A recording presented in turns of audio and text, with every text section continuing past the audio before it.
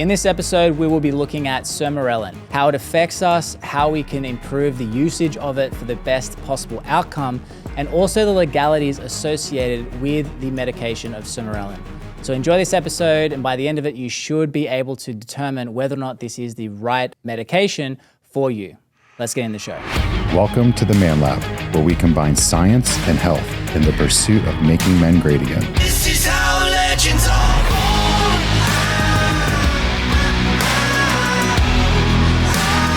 This is how legends are born. So Alex, first of all, let's have a look at what is Sermorelin. Yeah, so Sermorelin's a peptide. Let's start with that. It's kind of like what I think is the gateway peptide, if you will, right? It's one of the oldest ones that was available in the growth hormone releasing family. Technically, it's a growth hormone releasing hormone peptide, which kind of is confusing. But So is it a peptide or is it a hormone? it's or a is peptide, but Okay. it's categorically GHRH, which is growth hormone releasing hormone. It's still a peptide though. So it's composed of amino acids, 29 chain amino acid. Its primary function is to stimulate human growth hormone. Got you. And so this is a sort of like an introduction to perhaps CJC 1295 and ipamorelin combination. I don't want to say introduction. It's definitely the most widely used and probably longest of, one that's been around for the longest. I would say arguably the safest one in most people's eyes because it has an FDA approval. It has a more shorter half-life to it. It tends to have less potential side effects. It tends to have a more safer profile to it. Not that other peptides have like an extreme amount of not safety profile to them, but this one definitely more on the side of higher safety. So I call it the gateway one because for people who are really entering into the peptide arena, whether that be practitioners or even clients who are kind of hearing about peptides and wanting to try something, practitioners are comfortable prescribing it because there's a lot of education behind it. There's a lot of availability with it. There's the FDA approval, of course, and so that gives a lot of people comfort. And then for clients who want to try something because of its short half-life and not a huge amount of growth hormone stimulation you get from it, you get to kind of put your foot in there and dabble with that whole experience of trying out peptides. So you mentioned that it has a shorter half-life and does not particularly stimulate the human growth hormone as much. Is that Yeah. compared to the more Some of the known- others, yeah. So, So again, like we've had other shows, but for those of you who have never listened to them, there's kind of two categories in this one objective. Like look at it this way. When you come to a clinic like ours or you're considering going on peptides, you're not solely interested as I want to try Sermorelin or I want to try ipamorelin. You're looking for the end result, the goal of that, of the product, right? You're looking for what can get me to that point. And if anti-aging purposes or sleep improvement or anything that's kind of a growth hormone stimulating benefit is going to point you towards, then you're looking at this growth hormone releasing peptide family. So you have two different variations. You have your growth hormone releasing hormones, which is going to be your Sermorelin, your CJC 1295, your Sermorelin, and then you have your growth hormone releasing peptides, which is more like ipamorelin, ibutamoren, and there's a bunch of others that we don't really utilize that are in that family. And the difference is kind of how they work in the body and what they stimulate. But this show isn't about the general education on peptides, but for general conversation purposes, this one is in that growth hormone releasing hormone family. And it works by essentially stimulating the pituitary gland to produce more human growth hormone. So let me kind of just slowly dive into that. The way our bodies work is we have a pituitary gland, which is in our brain, which is responsible for producing human growth hormone. Our hypothalamus gland naturally produces a human growth hormone producing hormone that is essentially the stimulant that tells the pituitary gland, hey, it's time to do your job and make some growth hormone.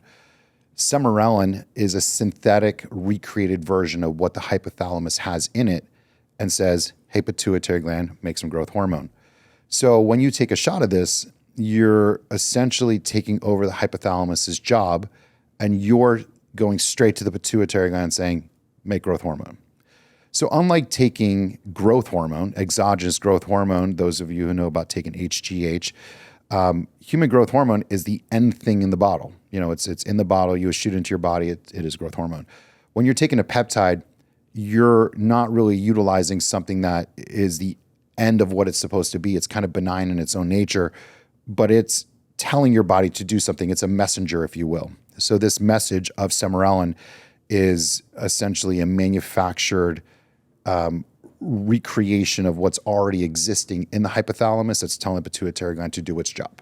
Find out if you may have low testosterone with the ADAM test. This is a free questionnaire that's online, takes about 60 to 90 seconds to fill out, and it has up to an 88% accuracy rating of the indication if you may have low testosterone.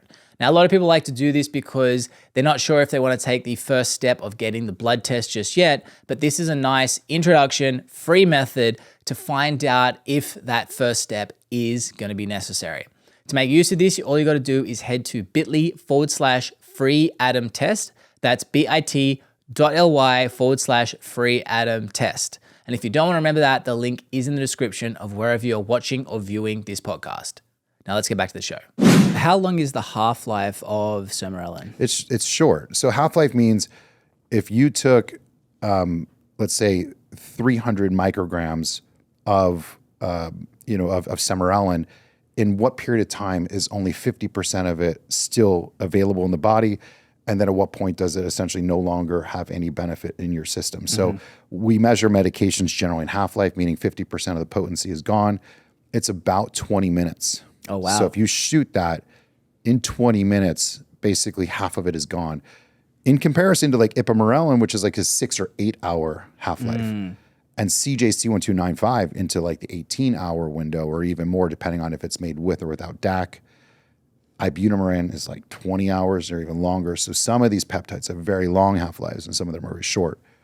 Gotcha. And so is that short half-life, is that the component that means the amount of human growth hormone that is produced from our body and the pituitary gland?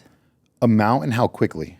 Yep. So the origin of Sermorelin originally came to be when years and years ago where people would think they had human growth hormone deficiencies and they wanted to be prescribed HGH, a way to test the body to see if the pituitary gland is not able to produce growth hormone or just not being asked to produce growth hormone was to take a shot of an arginine injection or after the fact Sermorelin. So which was the GREF, GREF was the brand name at the time. You would take an injection of this stuff and then they would measure your growth hormone output and then you would see if the pituitary gland was capable of producing growth hormone. So like I said, that's one of the reasons why I look at it as like a gateway to the peptide world, because you're taking the shot and you only get this really great benefit for a shorter period of time, about a half hour to 45 minutes total, maybe an hour. But that high potency is in that first 10 to 20 minutes, depending on the person. So with someone, because you mentioned that it's a gateway, do you see it as a necessary step if someone's looking at, like for myself, I went straight to 1295, CJC 1295 with the Sermorelin. Is it a necessary step? I don't think it's a necessary step, but I think oftentimes it isn't the end one that people stick on because at some point you're not going to get as much improvement from it after the fact. So, you know, if you're contemplating going on CJC 1295 and ipamorelin or tesamorelin, do you need to start with Sermorelin? No. You know, I mean, you could just jump straight like you did to the end result. And then you can kind of be a little bit more conservative in your dosing, of course. You don't have to start with like as aggressive of a dose of those two.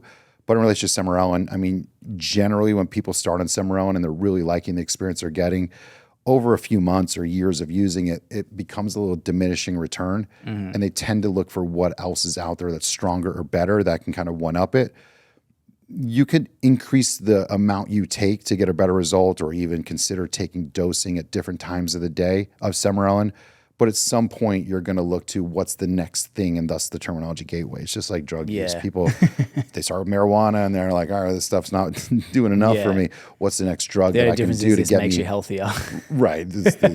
Not a good analogy. Not a great analogy. I wanted to say it is one. Hey guys, just quickly, if you're enjoying this podcast and you're part of the 84% of people who are not currently subscribed, please subscribe right now by hitting that button so that you can get notified every time an episode comes out.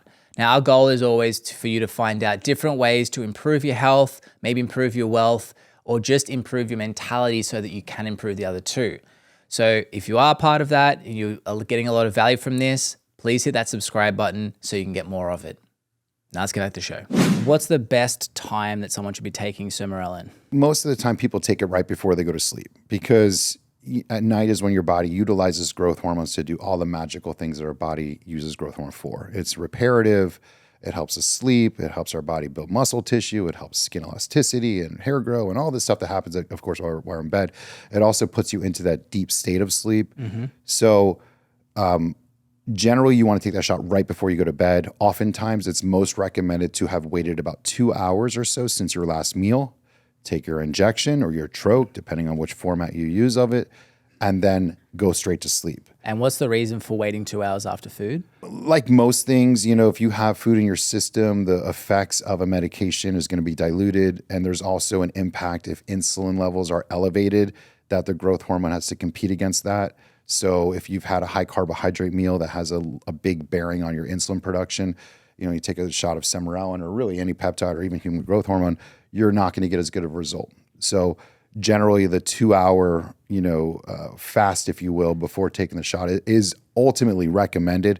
But I mean, very few people are going to be like, okay, I ate dinner at 7, shit, now it's 9. I can now finally go to bed. Yeah. You know, if you ate dinner at 8 or had a snack and now here we are at 9 o'clock, is it, are you going to stay up for an hour? No. But in a perfect world, when they ask what exactly should I do, take your shot, eat your food, wait 2 hours and take your shot. Yeah. It's really important to not eat anything after. Now that's more important than probably not eating anything before. So, and is that for the same reason that it because if you eat something and your body produces insulin in response to the food, you're essentially going to throw water on the fire. So you're just going to put out the benefit. So I've talked about this on other podcasts before, where I've had clients who are, using peptides, didn't understand the fasting or the eating situation, complaining they're not getting much result out of it.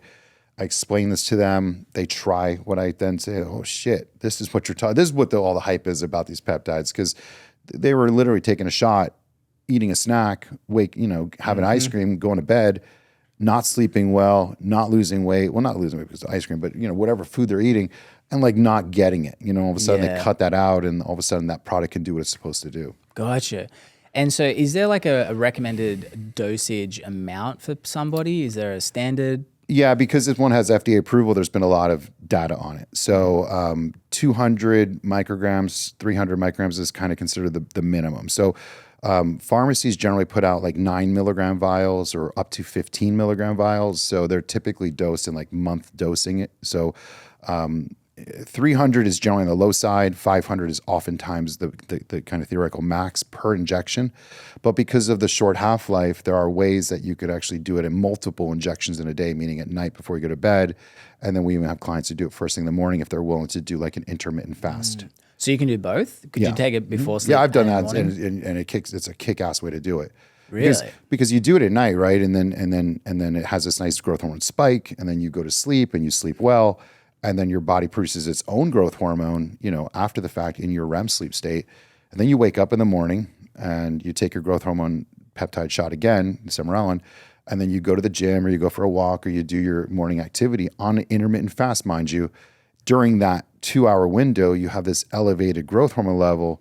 So your body prevents that catabolic action that tends to happen in a fasted state, which is the loss of muscle. And you actually have an increased fat burning, but an ability to maintain muscle mass. So it's really a kind of a great way to have two windows on it. Now, if you only have, for example, 9 milligrams, and which is 300 microgram injections, arguably 30 days a week, I wouldn't do 150 and 150 because too little at any one time is kind of a waste. Yeah.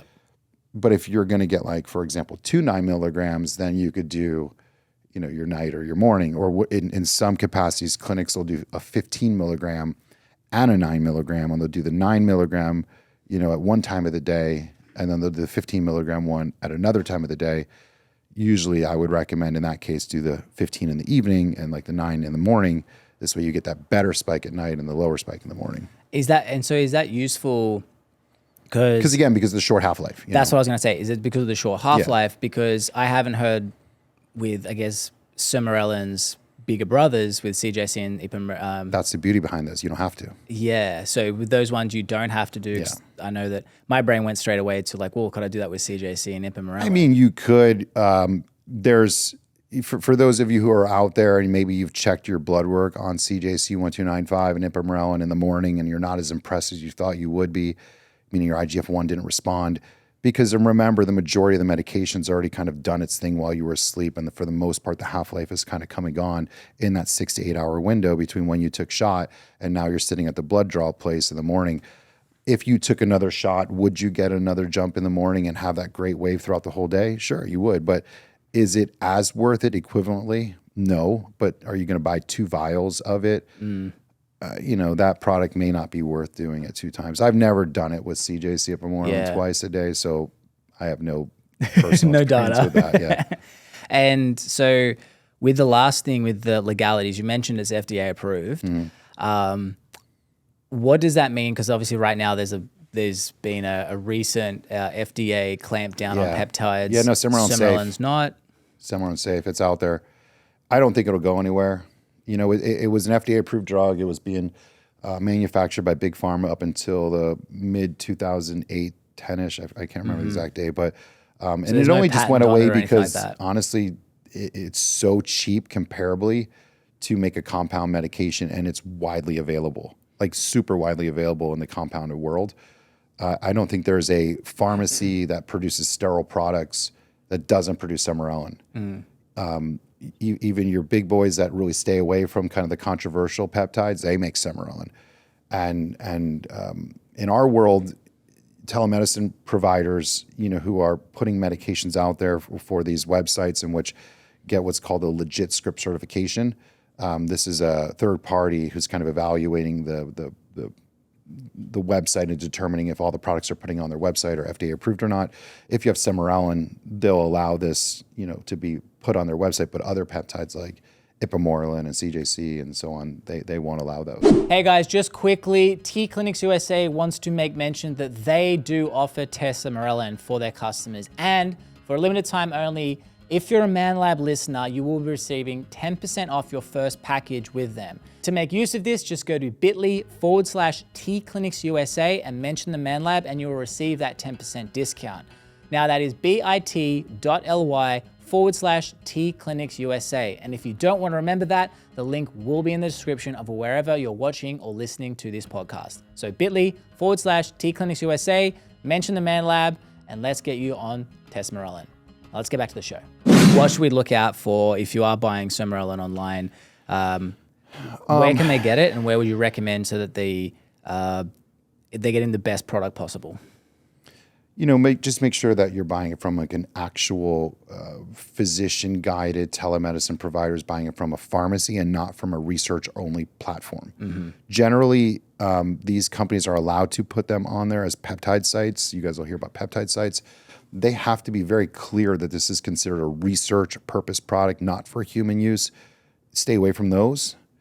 If you're still in question when you go to check out and pay for it, if they're asking you to Zelle them the money or put it in your Bitcoin account, that's generally a red, big red flag. Red flag.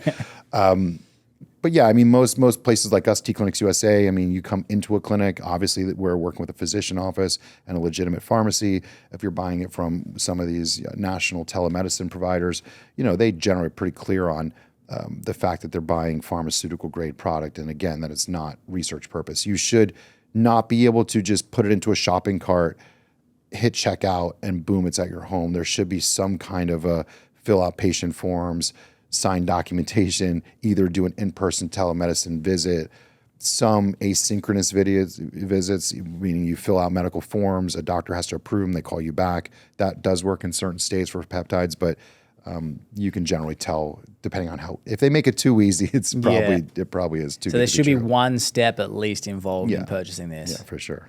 Perfect. Is there anything else we need to cover? I would just say, listen, with Sermorelin, it works very well for people who are trying to lose body fat, trying to gain muscle mass, trying to improve the quality of their sleep, have a little bit benefit in their anti-aging pursuit. It's kind of my partner Jeff always kind of compares it to the Windex of peptides in the sense that it kind of does a little bit of everything for everybody. If you're trying to heal from an injury, it helps. If you're trying to grow your hair, it helps. If you're trying to have better skin, it helps.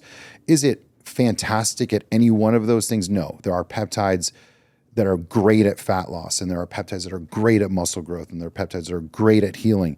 This Sermorelin is kind of okay at a whole lot of things.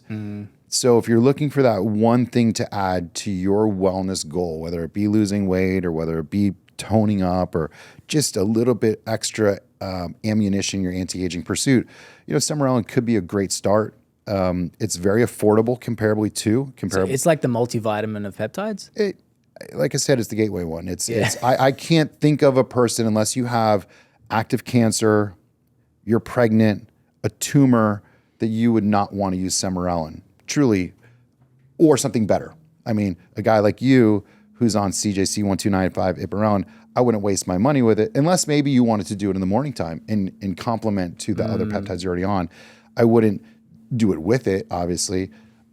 It stacks quite well with other peptides too. So that's something I know a future show that we're going to be doing about peptide stacking. What's a little sneak tips in this one to add on? What's one stack that someone could walk away with? All right. I think healing is something that most people kind of struggle with, the idea of how can I heal from an injury and how would Sermorelin play a role with this. So if you're using a peptide like BPC-157 for an injury repair, right? And you just think, well, shit, I have a shoulder or a torn muscle or I recently had surgery. What else could I add to that to speed up this healing process? Because the BPC is going to allow your body to heal quicker. If you took Sermorelin, you're increasing your body's human growth hormone levels, which are very good in the healing process. Think about young kids heal faster than old people. Generally, they have higher growth hormone levels, therefore they tend to heal quicker. So that's a nice little stack to add one plus that other non-redundant peptide for a great end result. Perfect. Yeah. Well, there you go.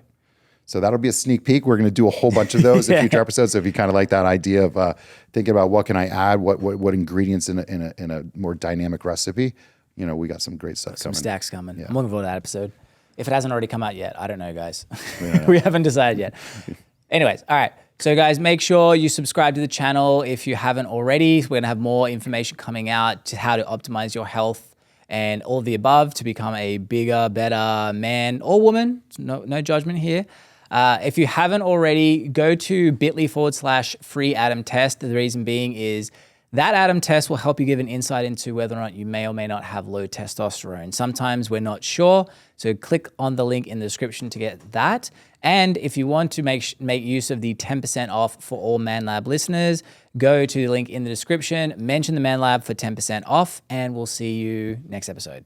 Peace. See you guys.